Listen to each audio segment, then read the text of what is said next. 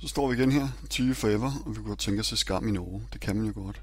Så vi vælger på Norsk TV, og så søger vi efter Skam. Og så finder vi den der netdrama-serie, så trykker vi play. Og vi venter lidt, sørger man ikke kan se det. Der kommer det.